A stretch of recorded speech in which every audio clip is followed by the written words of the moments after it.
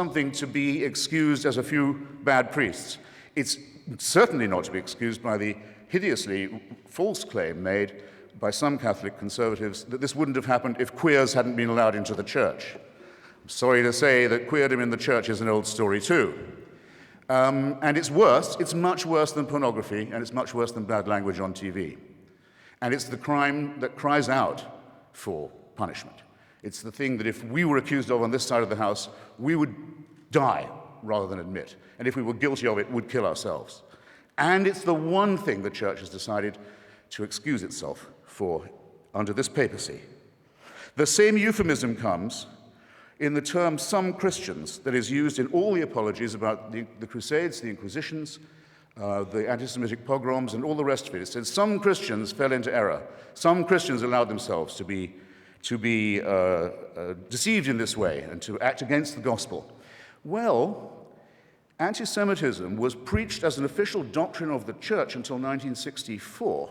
Do you think that might have something to do with public opinion in Austria and Bavaria and Poland and Lithuania, that the Jewish people were accused collectively as a people of deicide, of the crime of the murder of God in the figure of Jesus of Nazareth? And that anathema on them was not lifted until 1964, well after the perpetrators of the Holocaust had stood trial in secular courts and been rightly punished for their actions. How can this church say it has any moral superiority? It has difficulty catching up to what ordinary people regard as common moral and ethical sense, and it still can't make itself apologize properly, and I'll tell you why.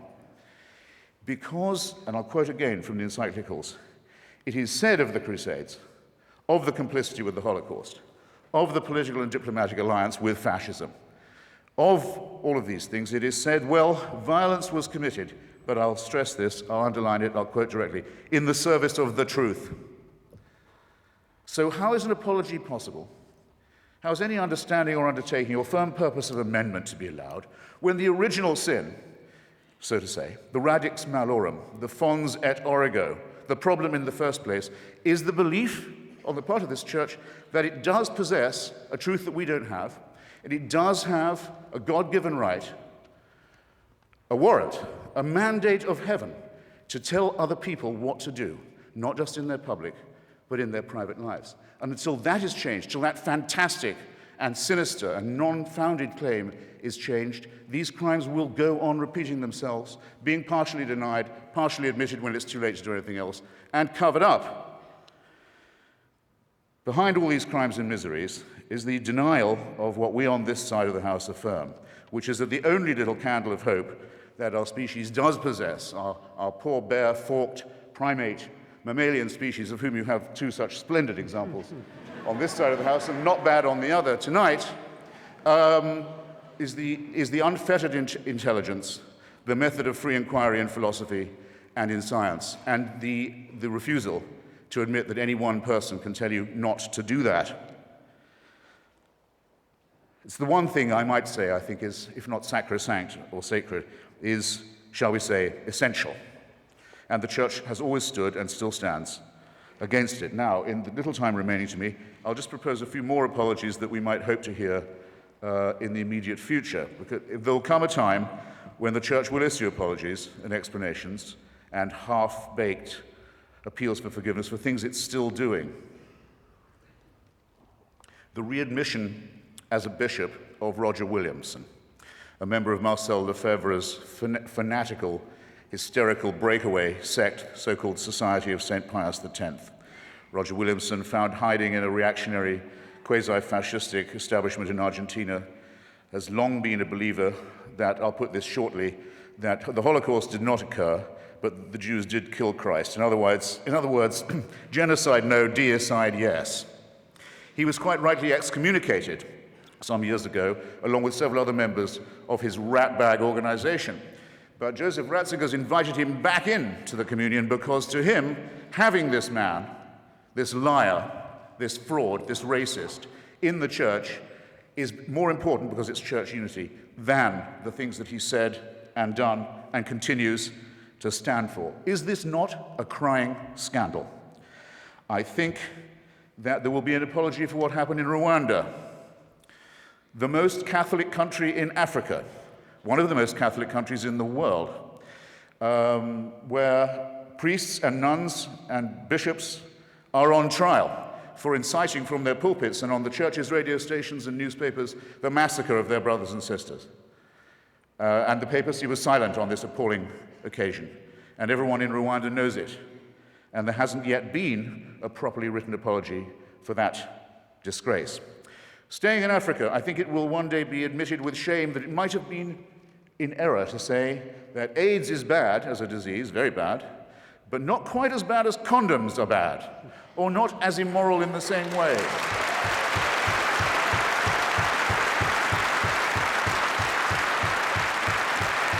I say it in the presence of His grace, and I say it to His face. The preachings of His church are responsible for the death and suffering and misery of millions of His brother and sister Africans, and He should apologize for it. He should show some shame.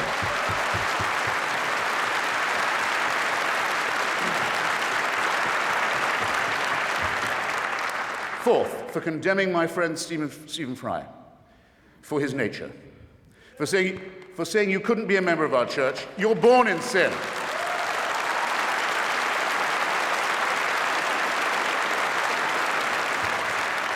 There's a revolting piece of casuistry that's sometimes offered on this point. Yeah, we hate the sin only, we love the sinner.